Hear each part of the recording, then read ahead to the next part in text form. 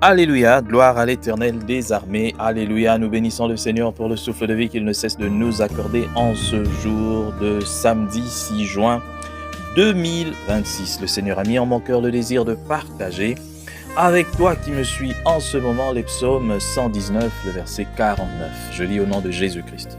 Souviens-toi de ta promesse à ton serviteur puisque tu m'as donné l'espérance.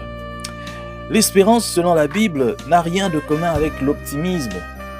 Il n'est pas ici question de quelqu'un qui a une pensée positive. Non, il ne s'agit pas ici de voir tout en beau. Comme le cœur humain nous dit souvent, non, il faut être positif, il faut positiver. Non, l'espérance est d'origine divine, elle vient de Dieu.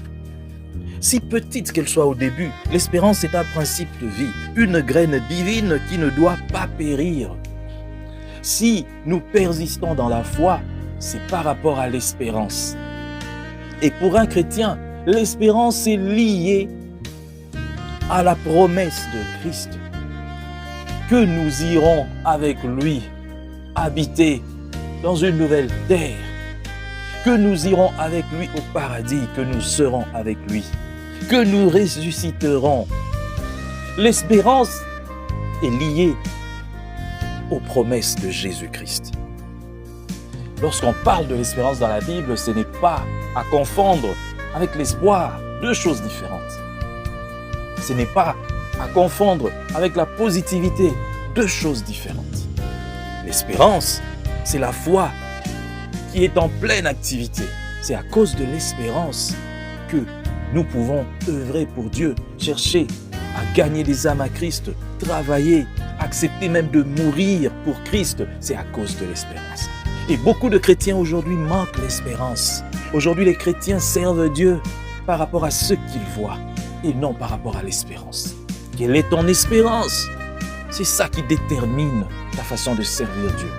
Est-ce que tu crois en Dieu, en la résurrection? Est-ce que tu crois que Jésus reviendra, à l'enlèvement de l'Église, au paradis? Toutes ces choses, c'est lorsque nous croyons en ça que nous ne nous attacherons plus aux choses de la terre. Mais beaucoup de chrétiens disent croire en Jésus, mais n'ont pas l'espérance. Voilà pourquoi vous les voyez s'attacher aux choses de la terre, chercher du succès, chercher la gloire et toutes ces choses éphémères. Un enfant de Dieu ou un serviteur qui a de l'espérance ne va pas chercher ces choses. J'ai toujours dit, nous devons travailler en tant qu'être humain, en tant que citoyen, pour se faire de l'argent, chercher à mettre sa famille au large, pour que sa famille ne souffre pas, ne manque pas de quoi manger, boire. Mais l'œuvre de Dieu, nous devons la faire avec désintéressement. Lorsque tu fais l'œuvre de Dieu en poursuivant des intérêts, tu vas tomber. Je le dis, tu vas tomber, qui que tu sois, même si tu as 40 ans dans le ministère. Si tu commences à faire l'œuvre de Dieu en visant les intérêts, l'argent, la gloire, le succès, le pouvoir, tu es déjà tombé. Tout ce qui reste pour toi, c'est qu'on te ramasse. Que Dieu bénisse sa parole.